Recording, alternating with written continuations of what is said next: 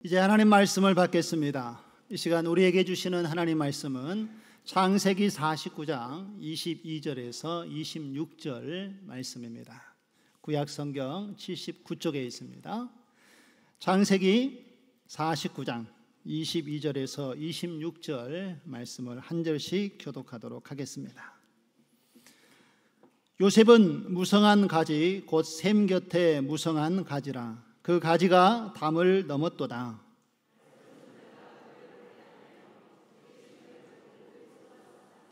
요셉의 활은 도리어 굳세며 그의 팔은 힘이 있으니 이는 야곱의 전능자 이스라엘의 반석인 목자의 손을 힘입음이라.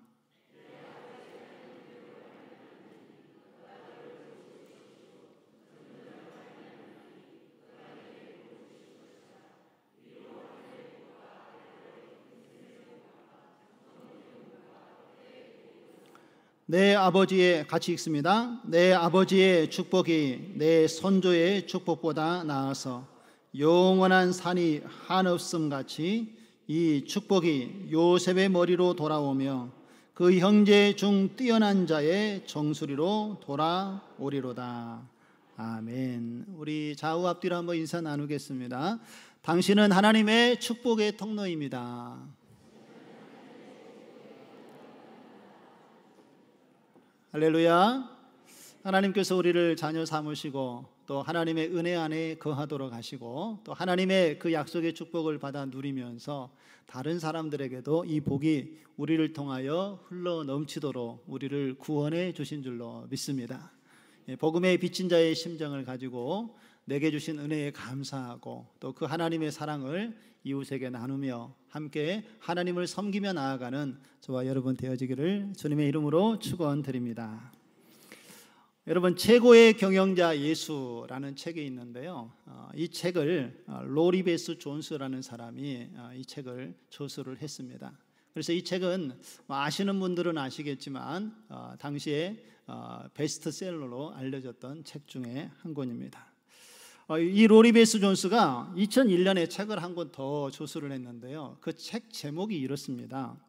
억만금의 재산보다 한 줄의 애언을 물려줘라 라는 제목입니다. 보통 우리가 책 제목을 보면 책이 무슨 내용인지 어느 정도 가늠할 수 있지 않습니까? 이 책 제목을 들어보니까 어떤 내용일 것 같습니까? 다시 한번 제가 말씀을 드리면 억만금의 재산보다 한 줄의 애언을 물려줘라 라는 제목인데요, 우리가 조금만 생각해 보면 아마 알 수 있는 것처럼 아마 부모가 자녀에게 무엇을 물려주는 것이 좋은가에 대한 글을 아마 쓰기 위해서 이 제목을 정했던 것으로 볼 수가 있습니다. 이 내용을 들어가 보면 이렇습니다. 자녀에게 부모가 한마디 한마디 하는 것 그 자체가 미래에 대한 애언이 된다라는 이런 이야기를 중심으로 해서 이야기를 하나하나 풀어나가는 것을 볼 수가 있습니다. 여기서 말하는 이 애언이라는 것은 당시에 사람들이 삶을 살아가면서 많은 사람들에게 영향을 미칠 수 있는 부모의 말이나 또 선생님의 말이나 친구의 말과 행동을 우리에게 이야기하고 있습니다. 그러니까 부모가 자녀들에게 무슨 말을 하느냐에 따라서 이 자녀들이 영향을 받게 된다라는 이야기지요.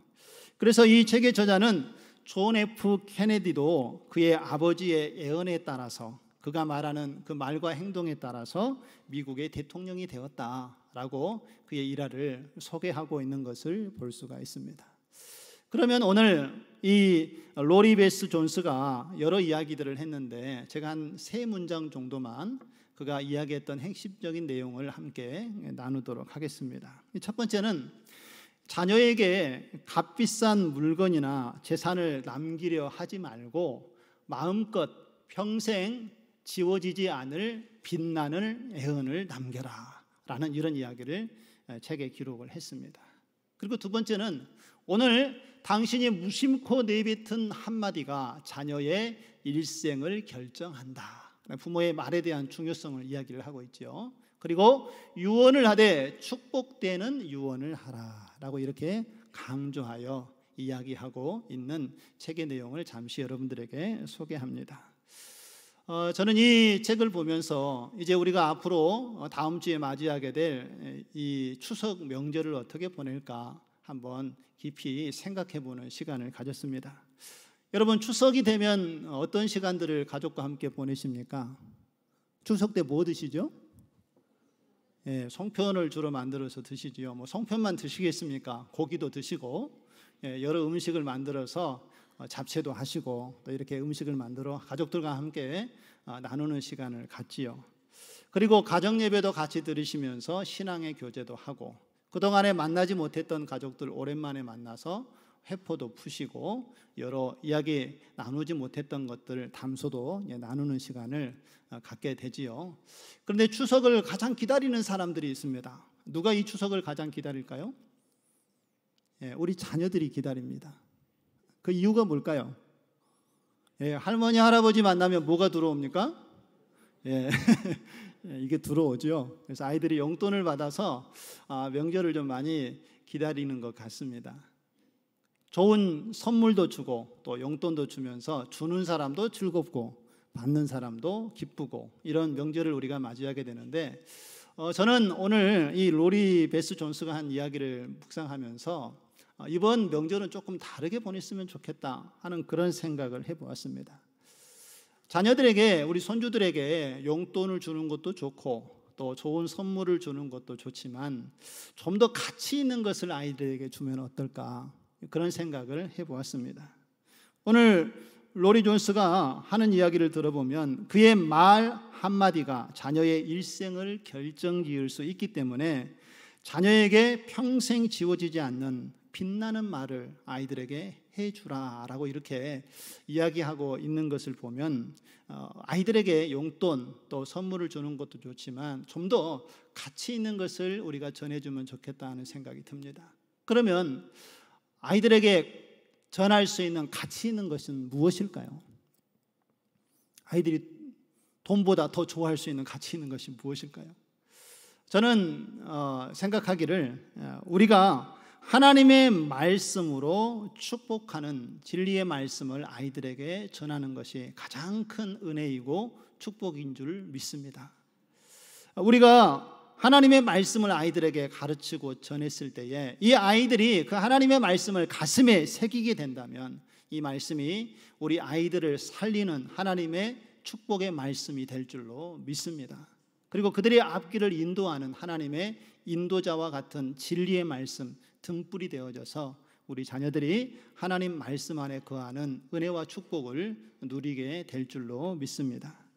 그래서 이번 한 주간에 제가 숙제를 좀 하나 드리겠습니다.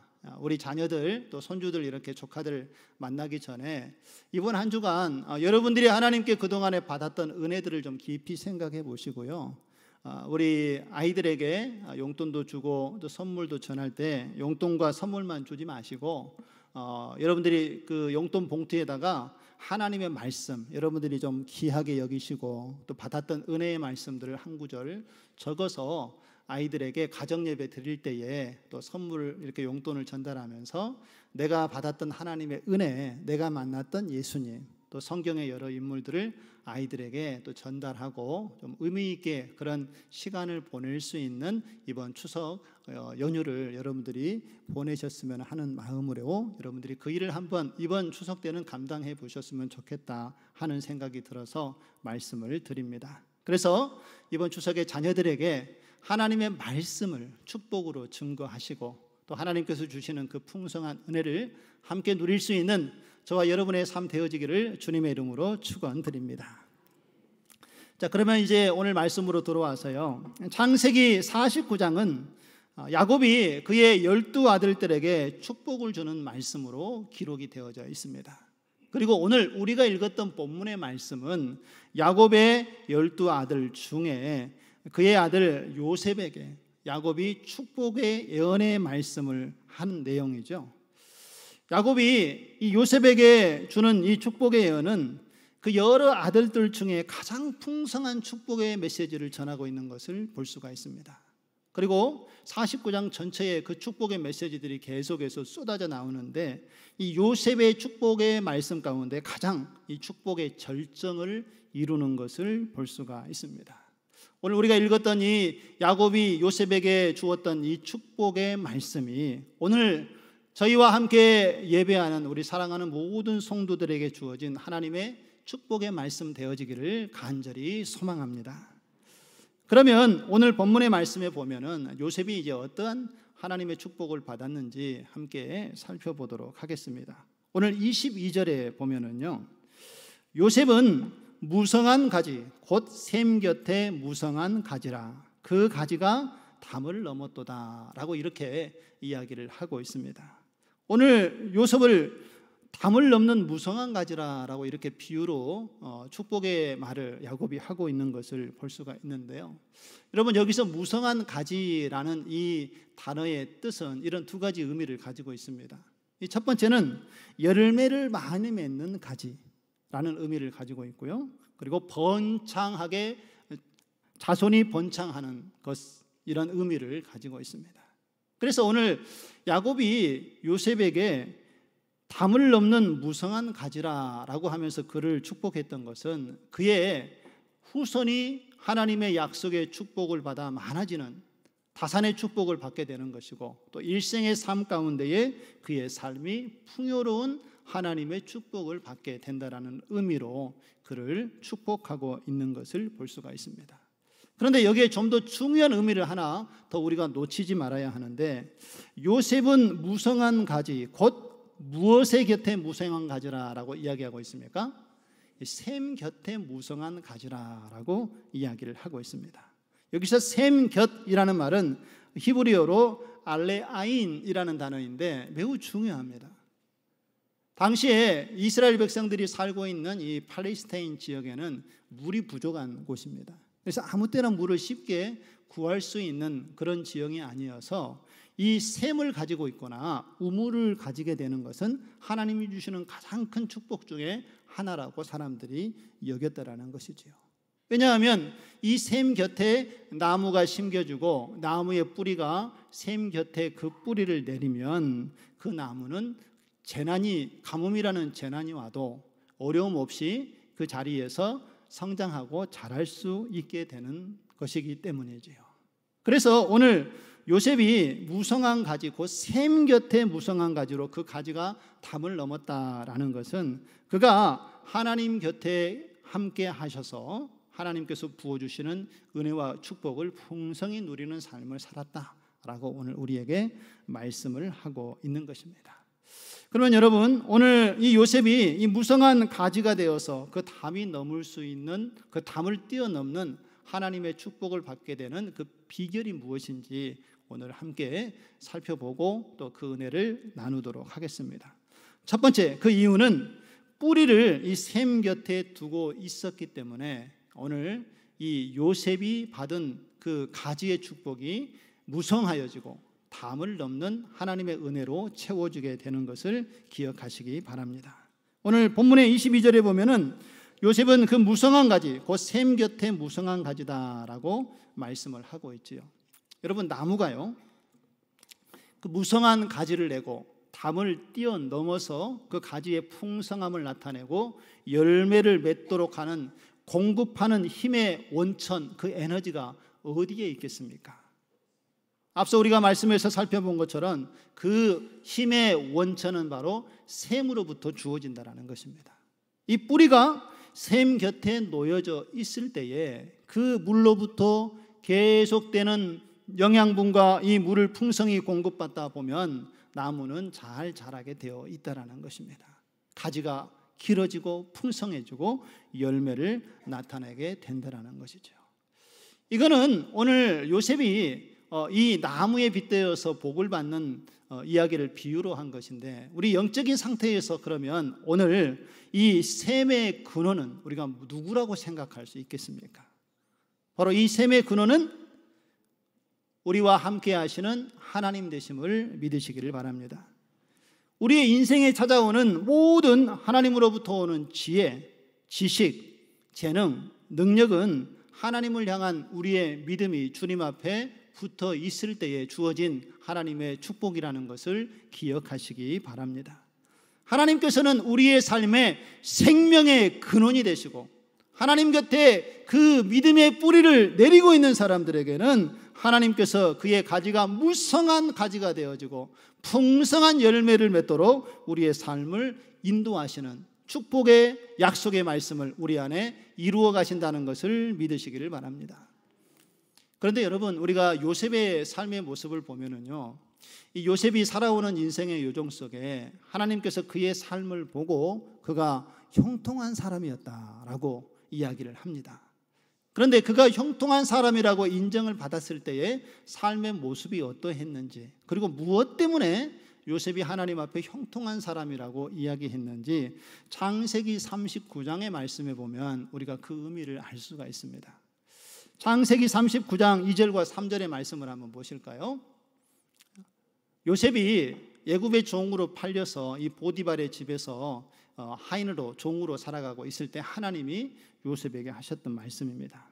여호와께서 요셉과 함께 하심으로 그가 형통한 자가 되었다라고 이야기합니다. 자, 어떻게 얘기하고 있죠? 요셉이 하나님 앞에 형통한 자가 된 이유는 무엇입니까? 여호와께서 누구와 함께 하셨기 때문입니까? 요셉과 함께 하셨기 때문에 그가 형통한 자가 되었다라고 이야기합니다. 그리고 그 요셉과 함께 하셨던 하나님을 이 야곱의 주인이었던 보디발이 그를 통하여 그의 가정이 형통한 은혜를 경험하면서 고백하는 내용이 그 다음의 구절입니다. 그의 주인 애굽 사람의 집에 있으니 그의 주인이 여호와께서 그와 함께 하심을 보며 또 여호와께서 그의 범사에 형통하게 하심을 보았더라. 할렐루야. 요셉이 하나님과 함께함으로 주신 그 형통의 복이 이방 사람이었던 보디발의 눈에도 하나님께서 그와 함께하심으로 주어지는 형통함을 보게 하셨다라는 것입니다. 그리고 그 하나님의 은혜와 축복을 고백할 수 있도록 하나님께서 역사하신 줄로 믿습니다. 또 창세기 39장 23절에 보면 그가 이 보디발의 아내로 인하여서 누명을 쓰고 감옥에 갇혀 있을 때에 제수의 신분을 가지고 있을 때에도 하나님은 이렇게 말씀을 합니다. 간수장은 그의 손에 맡긴 것은 무엇이든지 살펴보지 아니하였으니 이는 여호와께서 요셉과 함께 하심이라. 여호와께서 그를 범사에 뭐 하셨습니까? 형통하게 하셨느니라. 할렐루야. 생명의 원천이신 하나님께 뿌리를 내리고 있다라면 하나님께서는 어떠한 상황 속에서도 그의 삶을 이끄시고 형통의 길로 하나님께서 함께하여 주신다는 것을 오늘 요셉의 삶을 통하여 우리에게 성경이 증거하고 있다는 것입니다. 그가 어려운 환경 속에 있었지만 어떠한 환경 속에 있더라도 중요한 것은 하나님이 그와 함께하는지 함께하지 않느냐에 따라서 형통의 삶이 결정이 되어진다는 것이지요. 요셉의 삶은 어렵고 힘든 과정이었지만 그 가운데 하나님이 함께 계셨기 때문에 그 하나님이 주시는 형통함을 누릴 수 있었고요. 그 형통함이 이제 시간이 지나서 그는 애굽의 총리가 되어지고 애굽의 총리가 되어서 그 지역의 기근으로 죽어져가는 애굽 사람들, 주변의 많은 사람들, 그리고 하나님께서 택하신 이스라엘 백성들을 하나님께서 요셉을 통하여 구원하게 하시는 구원자로 요셉을 하나님께서 사용하셨다라는 것입니다. 그가 이렇게 쓰임받을 수 있었던 것은 그가 하나님과 함께하는 삶을 살았기 때문에 그를 통하여 하나님의 놀라운 역사를 이루어 가신 줄로 믿습니다. 생명의 원천이신 하나님을 믿고 우리가 그 하나님을 인정하면서 우리의 삶의 전부를 하나님 앞에 의탁한다라면 하나님께서는 오늘 요셉에게 그 가지가 무성하여 담을 넘도록 무성한 축복의 은혜를 주셨던 것처럼 우리의 삶 가운데에도 놀라운 하나님의 은총으로 우리에게 부어주시는 하나님의 역사가 나타나도록 함께하여 주실 줄로 믿습니다. 그 약속의 축복을 받은 자들은 이 가지가 담을 넘어가서 무성한 하나님의 열매를 나타냈던 것처럼 내가 받은 은혜를 다른 사람들에게도 계속해서 나눠줄 수 있는, 다른 사람들에게 많은 하나님의 사랑을 증거할 수 있는 축복의 통로로 저와 여러분을 사용하여 주실 줄로 믿습니다. 두 번째로 요셉의 가지가 무성한 가지가 되어서 담을 넘을 수 있었던 비결은 오직 전능하신 하나님의 손만 의지했기 때문에 요셉이 이 약속의 축복을 받아 누리게 된 것을 기억하시기 바랍니다. 오늘 23절과 24절의 말씀을 한번 보실까요? 활 쏘는 자가 그를 학대하며 적개심을 가지고 그를 쏘았으나 24절은 같이 한번 읽습니다. 요셉의 활은 도리어 굳세며 그 팔은 힘이 있으니 이는 야곱의 전능자 이스라엘의 반석인 목자의 손을 힘입음이라. 할렐루야. 이 본문의 말씀은 1차적으로 요셉이 지난날 그의 삶 가운데 그를 대적하고 그를 박해했던 무리들이 있었음에도 불구하고 하나님께서 요셉이 하나님을 의지하고 주님을 바라보는 가운데에 주께 인도하심을 구했을 때에 주님께서 그를 도와주셨다라는 그 하나님의 은혜를 찬양하는 말씀입니다. 지난날 하나님께서 그와 늘 함께 하셨고 그가 연약할 때에도 강하게 하시고 그가 믿음의 신앙이 흔들리지 않도록 도우시고 인도하시는 하나님이었다라는 것을 고백하게 하는 말씀입니다. 그리고 이후에도 요셉의 자손들이 다른 민족과 사람들에 의해서 모략을 당하고 침략을 당함에도 불구하고 하나님께서는 그 대적까지도 다 물리치시고 믿음으로 승리하는 삶을 살아가도록 인도해 주시겠다라는 예언의 축복의 말씀인 것을 믿으시기를 바랍니다. 여러분, 우리가 요셉의 삶에 대해서 잘 알고 있지 않습니까? 그의 삶의 여정을 다시 한번 돌이켜보면 그를 힘들게 하고 그를 어렵게 했던 대적자들이 그 주변에 많이 있었던 것을 우리가 알 수 있습니다. 먼저 가장 가까이에 있었던 형들이 요셉의 대적자가 되지 않았습니까? 요셉은 정직하여서 형들이 아버지의 뜻에 어긋나고 잘못된 일을 할 때에 그것을 아버지에게 가서 다 이야기를 했습니다. 형들은 요셉의 이런 모습을 보고 아버지에게 고자질한다 생각하고 요셉을 좋아하지 않았습니다. 그리고 요셉은 다른 아들들보다 아버지가 채색 옷을 입혀주고 요셉을 더 사랑했기 때문에 이로 인하여서 다른 형제들이 요셉을 시기하는 마음을 가졌지요. 거기다가 하나님께서 요셉에게 또 꿈을 보여주지 않았습니까? 요셉이 꿈을 꾸고 그 꿈을 형들에게 이야기를 했더니 결국 형들이 참지 못하고 자신의 그 시기심을 요셉에게 폭발하여 드러내고 맙니다. 들에서 요셉을 만났을 때에 그를 구덩이에 넣어서 죽이려 하기도 하고 그러다가 결국은 요셉을 미디안의 상인에게 팔아버리고 말았지요. 그리고 아버지에게는 짐승에게 물려 죽였다고 거짓말을 하고 요셉을 집에 돌아오지 못하게 했습니다. 이런 형들로 인하여서 아픈 과거들을 요셉이 경험을 했습니다. 이것뿐만이 아니지요.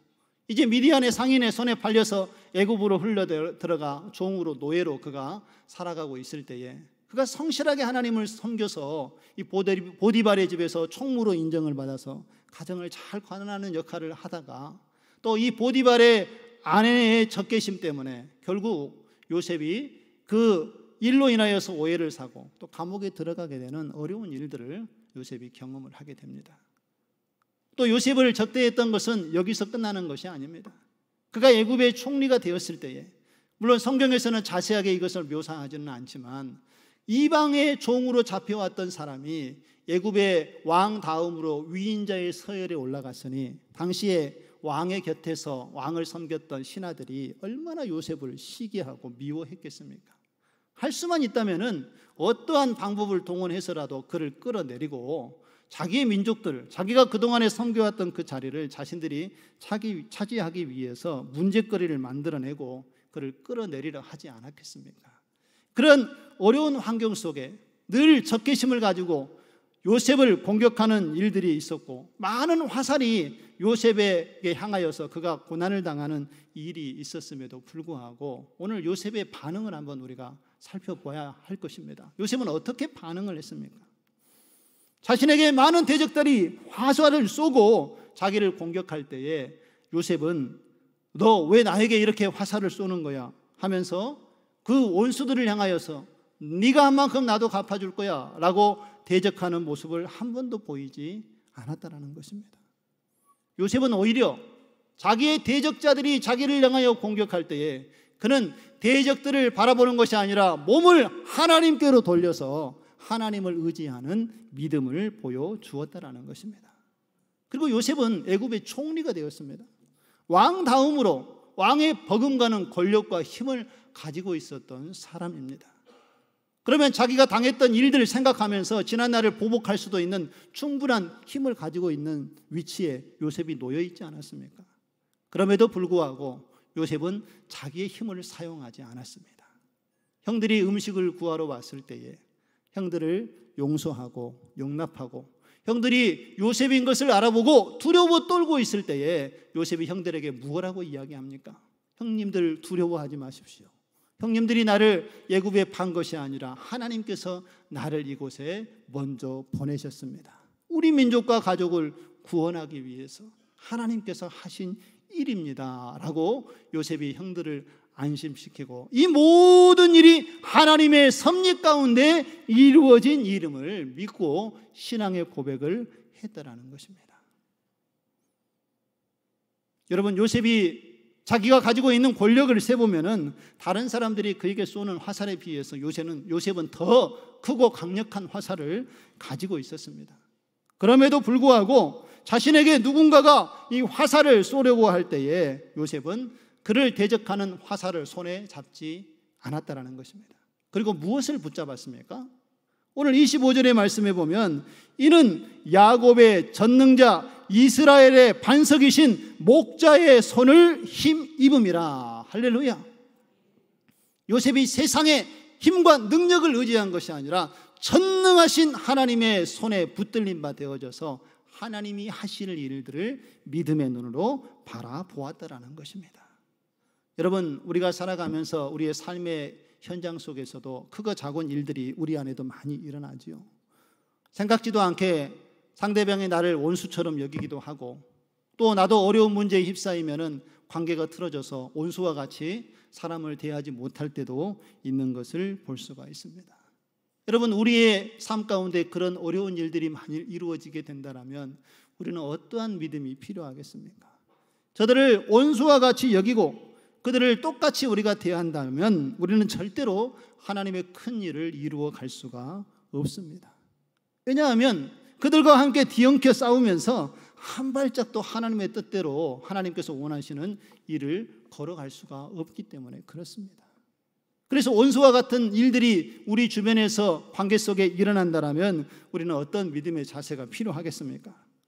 누가 나에게 싫은 소리 한 소리를 한다면 나도 그에게 똑같은 방향을 정해서 같은 말을 하는 것이 아니라 우리는 방향을 돌려서 누구를 바라보아야 합니까? 오늘 요셉과 같이 하나님을 바라보아야 한다는 것입니다. 오히려 하나님께 엎드리고 기도하고 하나님께서 이루어 가실 일들을 소망하면서 하나님 앞에 나아갈 때에 하나님께서 문제를 해결해 가실 줄로 믿습니다. 누가 나를 한 대 때리면 그것에 동일하게 반응할 것이 아니라 이때에도 우리는 하나님께 요셉과 같이 엎드리는 믿음이 필요하다는 것입니다. 주님을 의지하고 주님을 바라볼 때에 하나님께서 그 일을 이루어 가시기 때문에 그렇습니다. 여러분, 요셉의 삶을 보세요. 요셉이 바보라서 그가 주어진 환경 속에 자신을 공격하는 대적들을 똑같이 공격하지 않았습니까? 아닙니다. 그런 모든 것을 알고 있었고 또 그들보다 더 강한 힘을 가지고 있었음에도 불구하고 하나님께서 원하시는 바가 무엇인가를 그는 생각하면서 모든 것을 하나님께 맡겼기 때문에 그가 애굽의 총리가 되어지고 결국은 하나님 앞에 귀하게 쓰임받는 그릇이 된 줄로 믿습니다.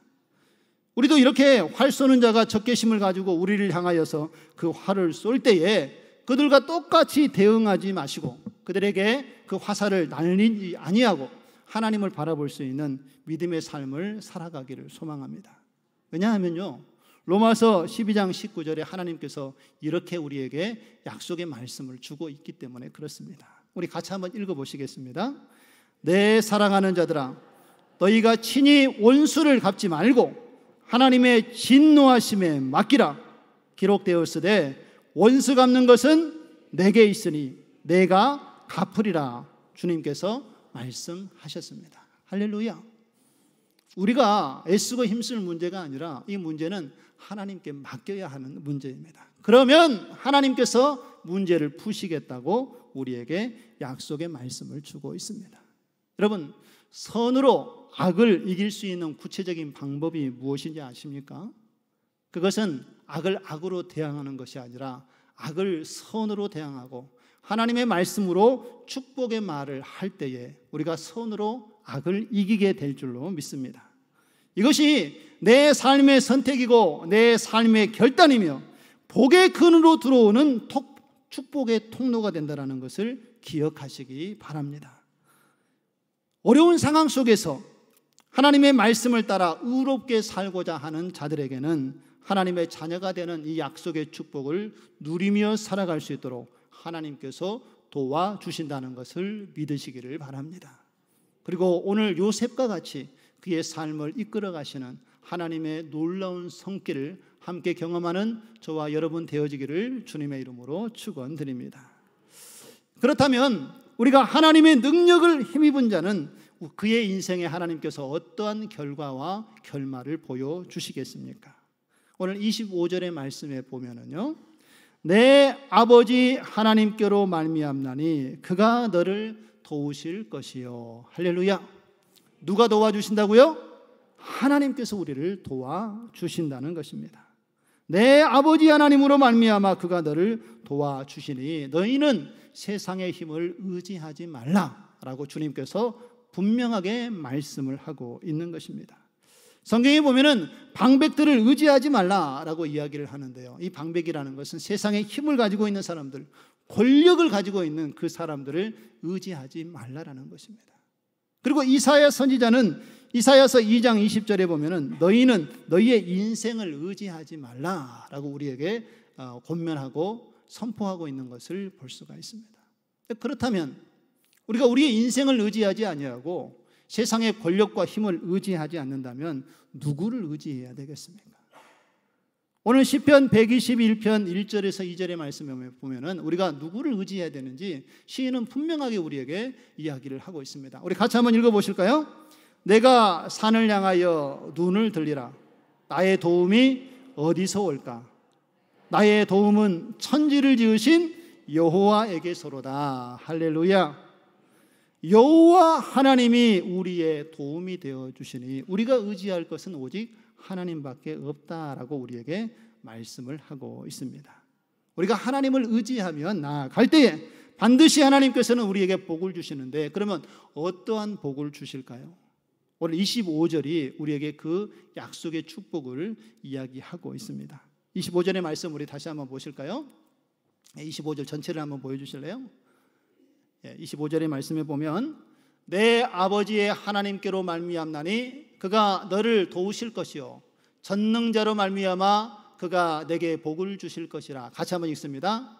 위로 하늘의 복과 아래로 깊은 샘의 복과 젖먹이는 복과 태의 복이로다. 할렐루야. 전능하신 하나님을 의지하고 주님을 바라보면 하나님께서 오늘 세 가지 복을 우리에게 주시겠다고 약속을 하고 있습니다. 그 첫 번째 복이 위로 하늘로부터 주어진 복입니다. 위로 하늘로부터 주어진 복은 어떤 복일까요? 하나님께서 우리의 형편과 처지를 아시고 가장 좋은 것을 가장 적절하게 우리에게 부어주시는 하나님의 은혜의 축복이라는 것입니다.